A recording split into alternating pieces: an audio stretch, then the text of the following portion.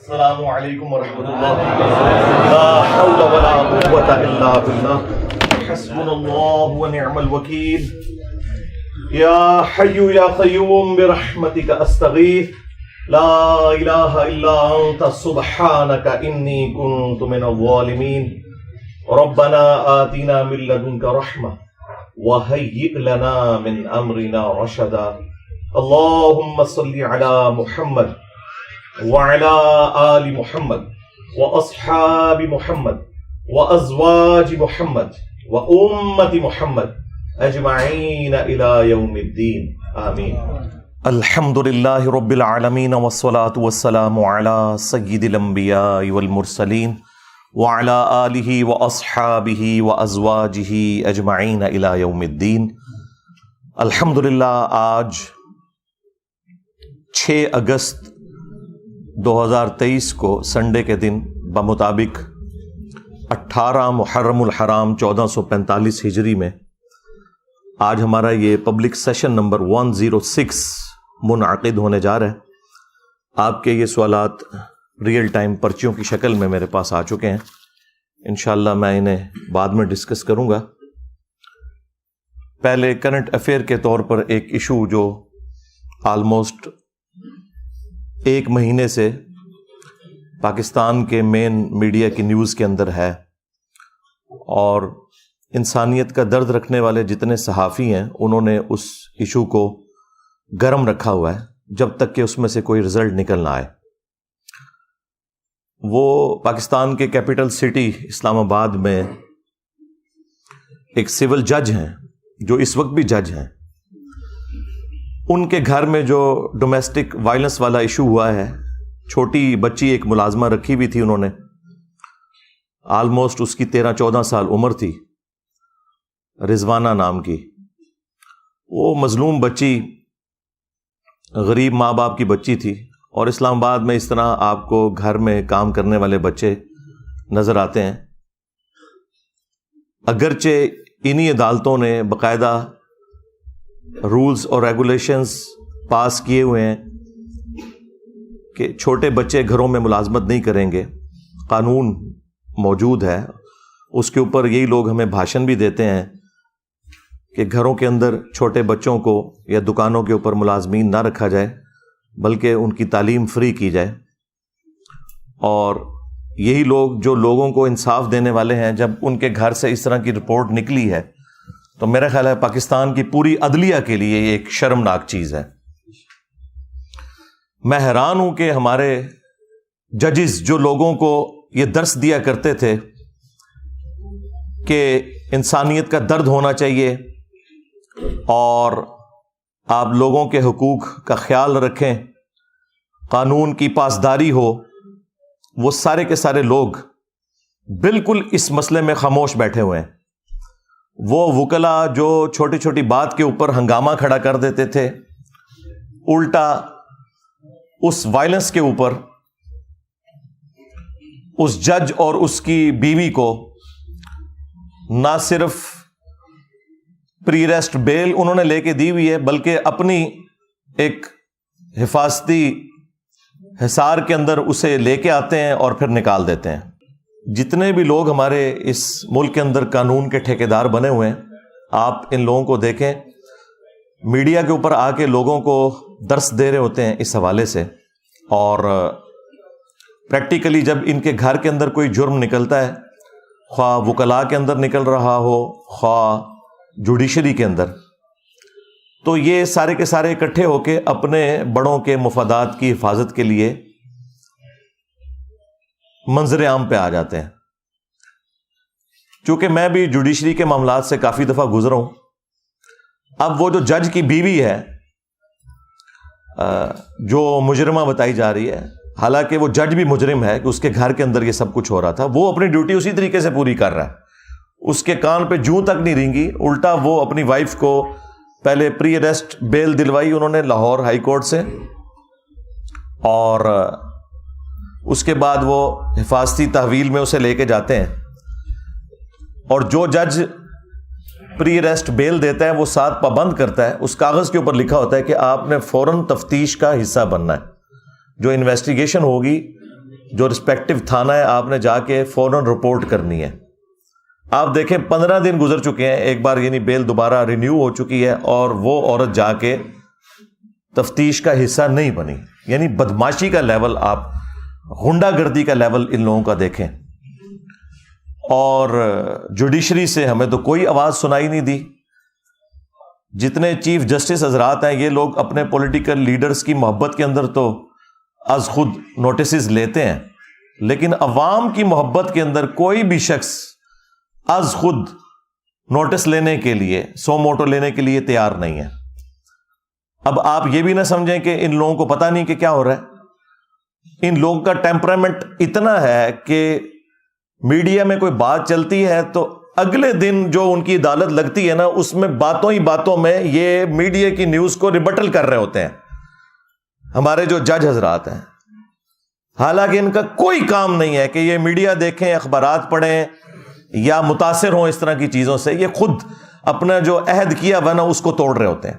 اسی لیے میں نے کئی دفعہ عرض کیا ہے کہ جتنے ججز ہیں نا, ان کے لیے غاروں کے اندر بلڈنگز بنانی چاہیے جہاں ان تک میڈیا کی کوئی رسائی نہ ہو. ہر طرح کی فیسلٹی ان کو دیں تاکہ یہ لوگ اپنے ضمیر کے مطابق فیصلہ نہ کریں بلکہ آئین اور قانون کے مطابق فیصلہ کریں. ضمیر کے مطابق تو ہوتا ہے جس کی جو ایفیلیشن ہوتی ہے وہ وہی کچھ کرتا ہے. اور اب دیکھ لیں, آپ کسی کا کوئی بیان نہیں آیا, کوئی وکلا تنظیمیں سامنے نہیں آئی ہیں. حالانکہ یہ سارے وکلا کبھی عمران خان صاحب کی محبت میں, کبھی نواز شریف صاحب کی محبت میں, کبھی زرداری صاحب کی محبت میں سڑکوں کے اوپر ٹھڈے کھاتے ذلیل ہوتے آپ کو نظر آتے ہیں, لیکن عوام کے لیے کوئی بھی کچھ کرنے کے لیے تیار نہیں ہے. تو میں ان سارے کے سارے لوگوں کو اس حوالے سے مجرم سمجھتا ہوں. یہ سب کے سب لوگ ظالم ہیں, خواہ جوڈیشری میں بیٹھے ہوئے لوگ ہیں یا ان کے سپورٹو وکلاء ہیں. یہ سب کے سب لوگ اس معاملے میں پہلے نمبر کے اوپر مجرم ہیں, کیونکہ یہ ان کے گھر کی صفائی کا معاملہ تھا.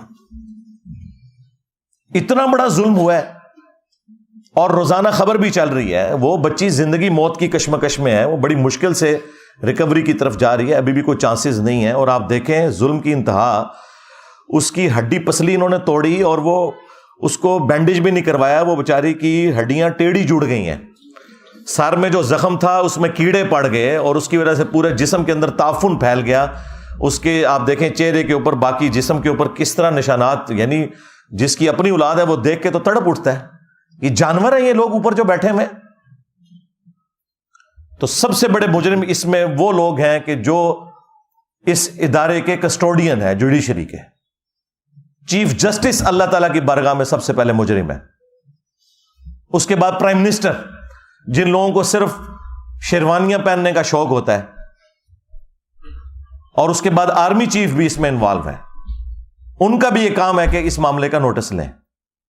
دوسری طرف ان لوگوں کے اداروں کے بارے میں کوئی بات کر دیں تو کبھی جو ہے وہ غداری کا فتویٰ لگ جاتا ہے, کبھی توہین مذہب کا الزام لگا کے اپنا غصہ نکالتے ہیں, لیکن عوام کے لیے تو کوئی بھی کھڑا ہونے کے لیے تیار نہیں ہے.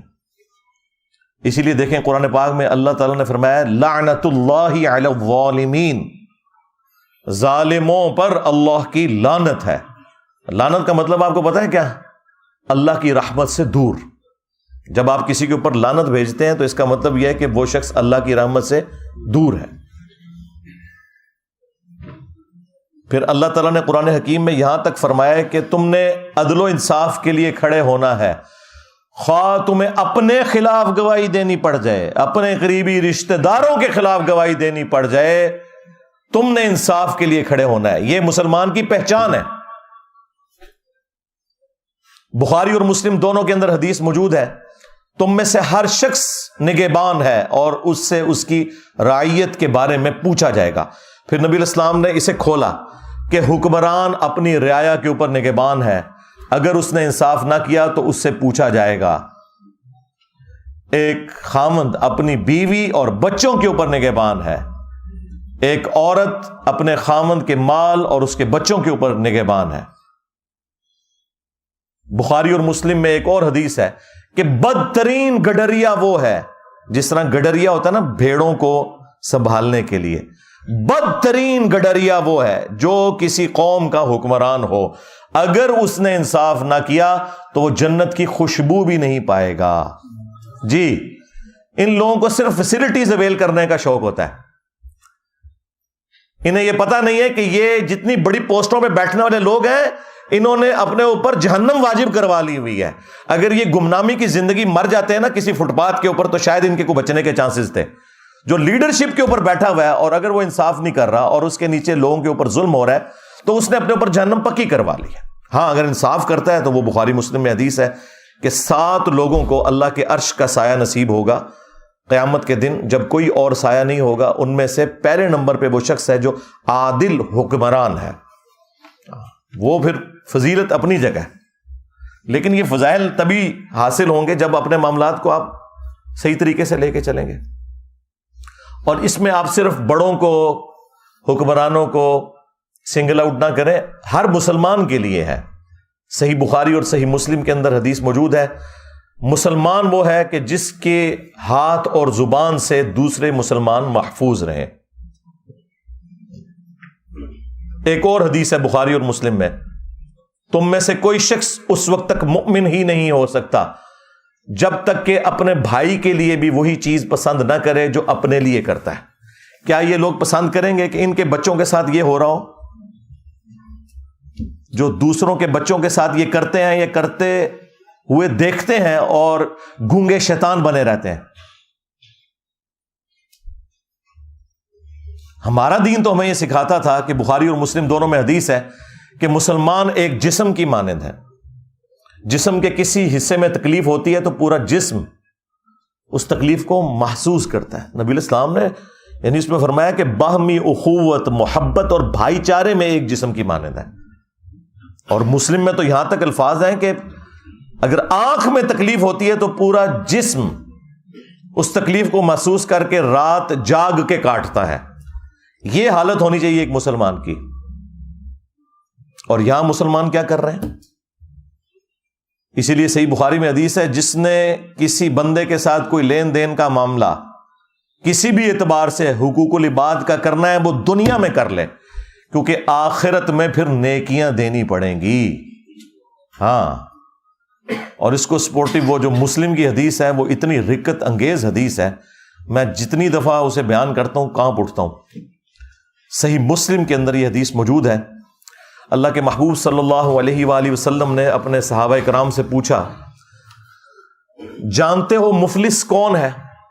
تو صحابہ کرام نے کہا کہ ہم تو مفلس اور غریب اسی کو سمجھتے ہیں جس کے پاس دنیا کا کوئی مال و متاع نہ ہو, درہم اور دینار نہ ہو, کوئی دولت نہ ہو. تو آپ صلی اللہ علیہ وآلہ وسلم نے فرمایا کہ میری امت کا مفلس وہ ہے کہ جو قیامت والے دن اس حال میں آیا کہ اس کے نامہ اعمال میں پہاڑوں کے برابر نماز, روزہ, حج, زکوٰۃ کی نیکیاں ہوں گی. یعنی یہ سارے مذہبی قسم کے لوگ, لیکن اس حال میں آیا کہ دنیا میں کسی کو گالی دی, کسی کو مارا پیٹا, کسی کا خون بہایا, کسی کو ذہنی ٹینشن دی. وہ سارے کے سارے حقوق العباد کے معاملات نبی الاسلام نے گنوائے. فرمایا کہ سب کے سب لوگ پھر قیامت والے دن اللہ کے حضور انصاف کے لیے جب حاضر ہوں گے تو اللہ تعالیٰ ان سے کہے گا کہ آج تو اس کے پاس کچھ نہیں ہے, اس کی نیکیوں میں سے لے کے جاؤ. جس قدر اس نے دنیا میں تکلیف دی تھی نا, اس اعتبار سے اس کی نیکیاں لو. حتیٰ کہ اللہ کے محبوب صلی اللہ علیہ وآلہ وسلم فرماتے ہیں کہ اس کا نامہ اعمال خالی ہو جائے گا. ہاں جی, نماز, روزہ, حج, زکوٰۃ جس کے اوپر یہ لوگ اتراتے ہیں, حرام خوریاں کرتے ہیں, ملاوٹ والا مال بیچتے ہیں, اور رمضان شریف میں خانہ کعبہ شریف کے صحن میں مسجد نبوی کے اندر اعتکاف کی پہلی بکنگ کروائی ہوئی ہوتی ہے. لعنت ہے تمہارے روزوں اور نمازوں کے اوپر اگر تم حرام خوریاں کر رہے ہو تو, دھوکہ دے رہے ہو. پھر نبی علیہ السلام فرماتے ہیں کہ اس کی نیکیاں خالی ہو جائیں گی. ابھی بھی کچھ لوگ باقی ہوں گے جنہوں نے بدلہ لینا ہوگا, تو اللہ تعالیٰ فرمائے گا اب تو یہ ختم ہو گیا, اب اس طرح کرو کہ تمہارے گناہ اس کے نامہ اعمال میں ڈالے جائیں گے. سرکار یہ صحیح مسلم شریف ہے, مولانا شریف نہیں ہے. اور پھر اسے اوندھا منہ کر کے جہنم میں پھینک دیا جائے گا. وَلِعَوْذُ بِاللَّهِ تَعَالَى اللہم اجرنا من النار, آمین. تو یہ اسلام کی تعلیمات صرف ہماری کتابوں میں لکھی رہ گئیں، پریکٹیکلی نہ ہمیں بتانے والوں نے عمل کیا، اور نہ وہ پبلک جو عشق رسول کے نعرے لگانے والی تھی اس نے عمل کیا۔ ہاں، آپ نے پریکٹیکلی انسانیت کی قدر دیکھنی ہے تو ان ملکوں میں دیکھیں جنہیں آپ کافر ملک کہتے ہیں، وہاں تو جانوروں کی بھی قدر ہے۔ جنت پھر بھی تسی جانا ہے، پتہ لگ جائے گا کتنے جاندے ہو تسی۔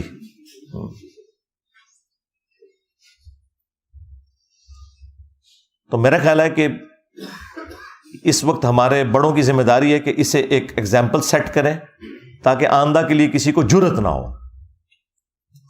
عوام کے لیے بھی کوئی سینسٹیو ہو نا، ہر کوئی اپنے ادارے کے لیے سینسٹیو نظر آتا ہے آپ کو، لیکن عوام کے لیے کوئی سینسٹیو نظر نہیں آئے گا آپ کو۔ اور سزا تو پھر آپ کو پتہ ہے سورۃ المائدہ میں اس طرح کے جو جرم کرنے والوں کے لیے کیا آئی ہے۔ اللہ تعالیٰ نے بنی اسرائیل کے لیے بھی یہ چیز طے کی تھی اور اس امت میں بھی، کہ جان کے بدلے جان، آنکھ کے بدلے آنکھ، ناک کے بدلے ناک، کان کے بدلے کان، دانت کے بدلے دانت، یعنی یہ ہر ایک چیز کے بدلے اس کی وہ چیز توڑی جائے گی۔ اور پھر اللہ تعالیٰ نے ساتھ اس کے کنکلوڈ کیا یہ بات کرتے ہوئے کہ ہر زخم کے بدلے اسی لیول کا زخم اس کا بدلہ ہے دنیا میں۔ ہاں، یعنی اب جتنی ہڈی پسلیاں اس بچی رضوانہ کی توڑی گئی ہیں نا، وہ ساری ہڈیاں ان دونوں میاں بیوی کی ٹوٹنی چاہیے، وہ جو جج صاحب ہیں اور ان کی جو بیوی ہے، اور وہ سارے زخم لگنے چاہیے۔ اور جس طرح اس کے زخم میں کیڑے پڑے، ان کو بھی چھوڑ دینا چاہیے کہ ان کے زخموں میں بھی کیڑے پڑے۔ لیکن اینڈ رزلٹ میں آپ کو ابھی بتا دیتا ہوں، وہ غریب لوگ ہیں بےچارے، پیسے لے کے صلح کر لیں گے۔ اچھا، یہ جو پیسے لے کے صلح کر لیتے ہیں نا، اور پھر کہتے ہیں کہ جی وہ شریعت نے اختیار دیا ہوا ہے ورثاء کو، بھئی یہ اس صورت میں ہے جب کوئی دل سے معاف کرے۔ آپ کے کیسز میں وہ جو شاہ زیب قتل کیس ہوا تھا، پیسے تو انہوں نے بھی لے لیے تھے، کیونکہ انہوں نے کہا کہ جو بچ گئے وہ تو بچے نا۔ اس طرح کے جو معاملات ہوتے ہیں نا، اس میں پھر اسٹیٹ کا کام ہے کہ وہ سامنے آئے اور ڈیٹرس کرے تاکہ آئندہ کسی کو جرت نہ ہو، انشور کرے کہ سزا ملے گی۔ ٹھیک ہے، پیسے بھی دلوائیں، ان کا علاج ہے، پہلے پیسے دلوائیں، اس کے بعد انہیں کہیں کہ یہ تو آپ کا معاملہ طے ہو گیا اس بچی اور اس کے ماں باپ کے ساتھ، ہاں اسٹیٹ کے ساتھ ابھی آپ کا معاملہ باقی ہے۔ جو آپ نے یہ وائلنس کی ہے اور اس کی وجہ سے پورے ملک کے اندر ایک جو دہشت کی فضا بن گئی ہے، اب آپ کے اوپر بھی ڈیٹرنس قانون کی ہونی چاہیے۔ تو اب آپ آئیں نہ ذرا قانون کا سامنا کریں اور ان تمام سزاؤں سے آپ کو گزارا جائے۔ لیکن ہمارے بڑوں کی توجہ اس طرف بالکل ہوتی نہیں ہے۔ جب تک یہ اپوزیشن میں بیٹھے ہوتے ہیں اس وقت تک آپ کو اتنے لمبے لمبے درس دیں گے، بھاشن دیں گے، جیسے ہی حکومت میں آتے ہیں پھر اپنی سیٹ بچانے کے چکر میں ہر چیز کو اوور لک کرتے چلے جاتے ہیں۔ پھر جب سیٹ سے نکالے جاتے ہیں پھر اپوزیشن میں آتے ہیں، پھر یہ انسانی حقوق کی، ڈیموکریسی کی، بیسک ہیومن رائٹس کی، سوشل ویلیوز کی باتیں کرنا شروع کر دیتے ہیں۔ بس تقریریں کرنے کے لیے یہ لوگ جو ہیں وہ شیر ہیں، اور وہ بھی اس صورت میں جب یہ نکالے جاتے ہیں، جب سیٹ پہ بیٹھے ہوتے ہیں تو سانپ سونگا ہوتا ہے انہیں کہ بھئی یہ جو معاملات ہیں یہ اب آپ نے نہیں دیکھنے کہ آپ کے ساتھ اب آخرت میں کیا ہونے والا ہے، آپ کسی کو جواب دہ نہیں ہو۔ اور اس میں میرا خیال ہے عوام الناس بھی مجرم ہے۔ ہمیں بھی چاہیے کہ جس طرح ہم بعض معاملات کو سوشل میڈیا کے اوپر ایک ہائپ کریٹ کرتے ہیں اپنے سیاستدانوں کی محبت کے اندر اور انہیں مسیحا ڈکلیئر کرتے ہوئے، وہ کام کرنے کا نہیں ہے۔ اصل کام کرنے کا یہ ہے کہ ایک عام آدمی کی آواز بنے۔ صحافیوں کا کام ہے کہ ایک عام آدمی کی آواز بنے، بجائے یہ کہ وہ پولیٹیکل پارٹیز کا ساتھ دیں۔ تو اس طرح کے معاملات کے اندر پھر آپ ذرا نظر رکھا کریں کون سے لوگ ہیں کہ جو واقعی اپ رائٹ لوگ ہیں اور اس طرح کے معاملات کو وہ اٹھاتے رہتے ہیں جب تک کہ کنکلوژن کی طرف نہ پہنچے۔ میں یعنی آپ کو دعوے سے کہتا ہوں، اگر شاہ زیب خانزادہ نے شاہ زیب قتل کیس کو نہ اٹھایا ہوتا تو جتنی وہ تگڑی پارٹی تھی نا، وہ کبھی بھی اسے سزا نہیں ہونی تھی۔ اس نے اس معاملے کو ٹھنڈا نہیں ہونے دیا. ابھی بھی میں دیکھتا ہوں وہ رات کو اینڈ پہ پھر وہ ایک چھوٹا سا نا جب پروگرام ختم کرنے لگتا ہے نا پھر وہ ایک کیس چلا دیتا ہے اس کا, یہ رضوانہ کیس جو چل رہا ہے. یہ باقی صحافیوں کو بھی چاہیے کہ اس طرح کے معاملات کو گود لے لیں اور روزانہ ڈسکس کریں, اول و آخر جسے کہتے ہیں نا ڈسکس کریں, مین بلٹن کے اندر بار بار اسے ڈسکس کریں, جس طرح میں اب دیکھ رہا ہوں کچھ میڈیا چینلز کر رہے ہیں. بہت اچھی چیز ہے اور یہ میڈیا کی برکات ہے کہ آپ کو یہ چیزیں پتہ چل رہی ہیں, ورنہ آپ کے بڑوں نے تو آپ کو بس اسی کھاتے میں رکھا ہوا تھا کہ فوج کا پالیٹکس میں کردار ہونا چاہیے یا نہیں ہونا چاہیے. ہاں, عمران خان صاحب کو جیل جانا چاہیے کہ نہیں جانا چاہیے, نواز شریف صاحب کی سزائیں معاف ہونی چاہیے یا نہیں معاف ہونی چاہیے. بس آپ کو اس طرح کے معاملات کے اندر انہوں نے بیزی رکھا ہوا ہے اور اصل جو معاملات ہیں اس سے نگاہ ہٹائی ہوئی ہے. تو میں نے یہ ضروری سمجھا, میں نے بڑا ٹھنڈا کر کے اس معاملے کو, میں فوراً کوئی ورڈکٹ نہیں دیتا اس لیے کہ بعض اوقات فیک نیوز بھی آ جاتی ہیں. ابھی بھی کچھ نیوز ایسی ہیں جو مارکیٹ میں چل رہی ہیں, لیکن میں ان کے اوپر اس لیے بات نہیں کر رہا کہ جب تک وہ معاملات کلیئر ہو کے سامنے نہیں آتے نا اس وقت تک کوئی ورڈکٹ اختیار کرنا وہ پھر خام خواہ ایک غلط چیز کو فیم دینے والی بات ہوتی ہے. میں اشارتاً بات کر رہا ہوں, وہ انشاءاللہ تعالی جب معاملات میچور ہوں گے تو میں اس کے اوپر بھی کوئی نہ کوئی ورڈکٹ دوں گا. بہرحال اس معاملے کے اوپر تو اب گورنمنٹ کا کام ہے کہ یہ سزا والا معاملہ کرے, اور دوسری طرف ان کے جب اپنے گھروں کے مسئلے آتے ہیں تو آپ دیکھیں گے فوراً ججوں کو بھی فارغ کر دیتے ہیں, پولیس آفیسرز بھی سسپینڈ ہو جاتے ہیں, کورٹ مارشل بھی ہو جاتے ہیں. جب اپنی ذات کی باری کسی کی آتی بڑھے گی, جب ایک عام غریب آدمی کی باری آتی ہے تو صرف یہ آپ کو صرف درس و بیان دینے کے لیے یہ لوگ تیار ہیں اور آپ کو یعنی آخرت اورینٹڈ کریں گے. دنیا میں وہ کہیں گے بھائی دنیا آپ کے لیے اب جہنم ہی ہے, ہاں, اور اپنے لیے دنیا بھی جنت بنائی ہوئی ہے اور آخرت بھی جنت ایکسپیکٹ کر رہے ہیں. یہ تو جب مریں گے تو لگ پتہ جائے گا. وَلِعَوْذُ بِاللَّهِ تَعَالَى صلوا علی محمد وآل محمد اللہم صلی علی محمد وعلی آل محمد واصحاب محمد وازواج محمد وامت محمد اجمعین الی یوم الدین آمین.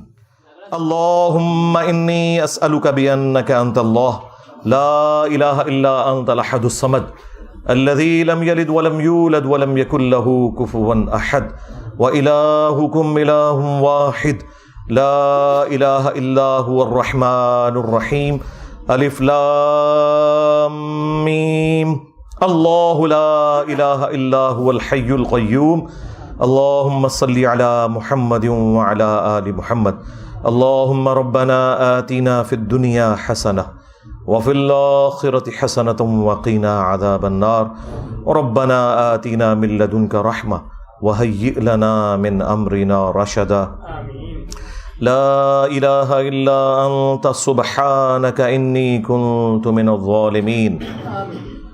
اللہم ربنا آتنا فی الدنیا حسنۃ وفی الآخرۃ حسنۃ وقنا عذاب النار. اللہم اغفر لحینا ومیتنا وشاہدنا وغائبنا وصغیرنا وکبیرنا وذکرنا وانثانا. اللہم من احییتہ منا فاحیہ علی الاسلام ومن توفیتہ منا فتوفہ علی الایمان. ربنا هب لنا من ازواجنا وذریاتنا قرۃ اعین وجعلنا للمتقین اماما رب ارحمہما کما ربیانی صغیرا. اے اللہ ہماری، ہمارے ماں باپ کی، ہمارے بیوی بچوں کی، ہمارے رشتہ داروں کی، پوری دنیا کے مسلمانوں کی تمام دینی دنیاوی جسمانی روحانی ظاہری باطنی پریشانیاں تکلیف مصیبتیں دکھ درد بیماریاں دشواریاں دور فرما. جن جن بھلائیوں کا سوال تیرے محبوب صلی اللہ علیہ وآلہ وسلم نے تجھ سے کیا تمام مسلمانوں کے حق میں قبول و منظور فرما. جن جن چیزوں کے شر سے تیرے محبوب صلی اللہ علیہ وآلہ وسلم نے تیری پناہ طلب کی ہم تمام مسلمانوں کو ان چیزوں کے شر سے اپنی پناہ عطا فرما. خصوص بالخصوص کشمیر، انڈیا، فلسطین، چائنا، یمن، عراق، شام، افغانستان، پاکستان میں جہاں کہیں مسلمان کس پرسی کی زندگی گزار رہے ہیں، غیب سے ان کی عزت آبرو جان و مال کی حفاظت فرما. حاضرین کے جو چھوٹے بڑے رشتہ دار فوت ہو چکے ان کی مغفرت فرما. حاضرین میں سے جو بیمار ہیں یا ان کے رشتہ دار بیمار ہیں انہیں شفاء کلی عطا فرما. اور نیک دلی جائز دعاؤں کو قبول و منظور فرما۔ اے اللہ ہمارے ملک پاکستان کی خیر فرما، اندرونی اور بیرونی خطرات سے محفوظ فرما، پورے عالم اسلام کی خیر فرما۔ سبحان ربک رب العزت عما یصفون وسلام علی المرسلین والحمد للہ رب العالمین وصلی اللہ علی النبی الکریم وعلی آلہ واصحابہ اجمعین الی یوم الدین۔